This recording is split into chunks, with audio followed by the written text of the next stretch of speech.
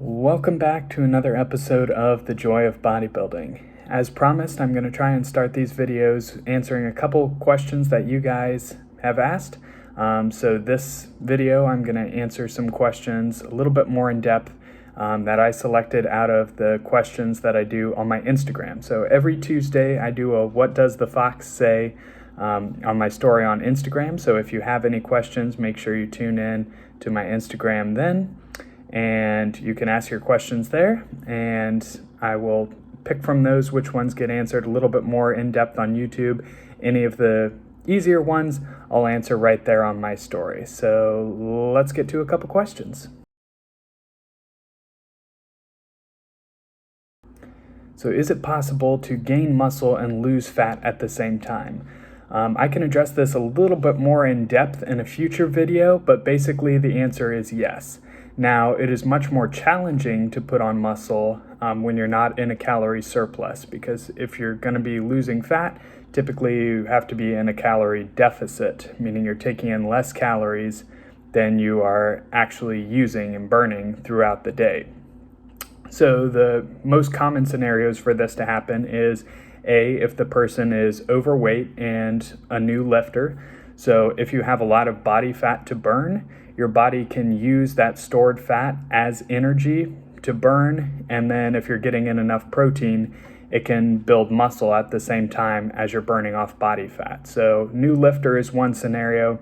Another common one is if somebody hasn't lifted for a little while and have muscle memory. So a lot of bodybuilders, you'll see if they take 2, 3, 4 months off and allow themselves to detox, they get a little bit soft, their muscles kind of shrink down, they haven't trained in a few months. Then once they get back on to training and everything else, then they are able to put back on that muscle due to muscle memory and also burn off any excess body fat. Another scenario where this is very possible is obviously with the use of PEDs.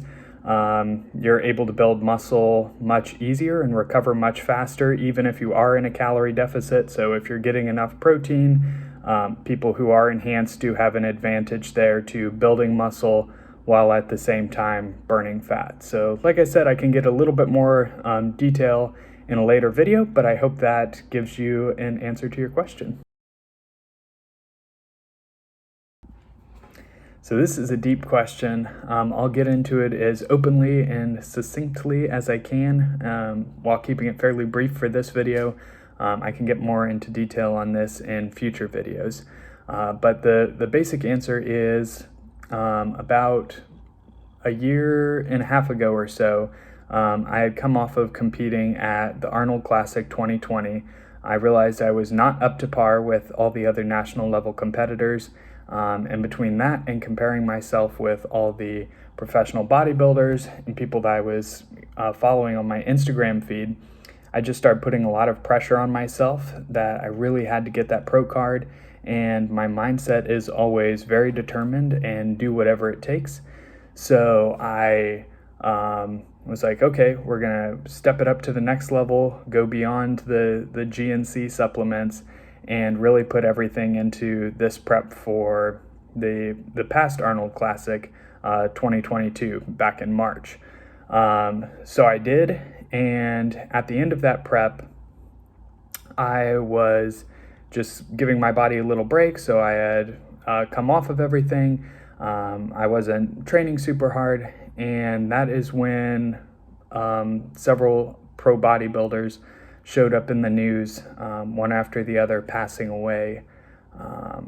And again, it can be due to a number of factors, but we all know one common denominator in that as well with professional bodybuilding. And that made me really step back and reflect. Do I really want to risk this? What is my goal? What do I want to get out of fitness?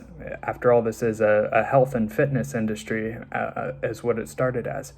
So after much thinking and meditating on it, I decided I would much rather transition back into being a natural athlete and focus rather than comparing myself to others and trying to fit and grow into a mold that is set by today's standards of bodybuilding. The way I've always looked at bodybuilding and appreciated bodybuilding most is the artistic side back in the bronze era, silver era, and golden era of bodybuilding, when it was focused much more on aesthetics, power, grace, and beauty of the physique, which can very much be achieved naturally. Now, I'm not saying that all those old school bodybuilders were natural. Obviously, once you start to get into the golden era with Arnold Schwarzenegger and whatnot, they were not. However, I wanted to show in this series that you can make an incredible transformation and have a body that you can be very proud of and work hard to achieve naturally. So I stepped off of everything as far as that goes, and wanted to focus this transformation on video on inspiring and showing others who maybe they're putting pressure on themselves that they have to look a certain way that is only achievable through enhancement, or whatever the case may be, to inspire them that they can achieve an incredible physique naturally, or if somebody has chosen to go the route of PEDs, that you can come off of that and keep an incredible physique and transform yourself more into that silver era Steve Reeves, Frank Zane type look, and not put pressure on yourself to keep doing things that are potentially or even likely going to shorten your life, because it's just not worth it. So anyway, that kind of gives you a brief answer on that question, and I hope it helps. So let's get into the workout. Today's workout was legs. I always start off legs with calves just because that has typically been a weak point for me. However, over the last couple of years, I've really figured out how to get my calves to come up and grow into a respectable muscle group. So you can see here I started off with the standing calf raise, and the key to calf growth I found is slow and controlled repetitions, getting a full stretch at the bottom of each repetition and pausing for a second and getting a full contraction at the top. You can see here also demonstrating on the seated calf press on the leg press machine. I'm getting a stretch at the top, pausing, and then coming all the way up and squeezing on my tiptoes as well, pausing at the top there. Very nice and controlled. You'll see a lot of people doing choppy short repetitions, and really that isn't doing anything for the calves. It's just working the Achilles tendon and using momentum. So I really noticed calf growth by slowing the reps down, focusing on the stretch and squeeze, and brought them up to fairly respectable. After that, we moved into hamstrings. Again, my hamstrings are a little bit behind my thighs, so I trained them first. We started with a lying hamstring curl there. Went for volume, just got into a good groove there. Again, focusing on a good squeeze and stretch on every repetition. That's kind of the theme on each exercise. And we superset that with the Abductor machine. This just kept my legs firing, everything nice and warm in between the curls, giving the hamstrings a break and working the glutes and the outer thighs on this movement. So that was it for hamstrings for this workout. We then moved into the thighs. We warmed up with single leg extensions, nice and light, just focusing on getting a good targeted mind to muscle connection squeeze on the top of each and every repetition, as well as warming up the knee joints before we went into the compound movements, which for today was a Smith machine squat. We really did a lot of volume here on this exercise, really burned out the thighs.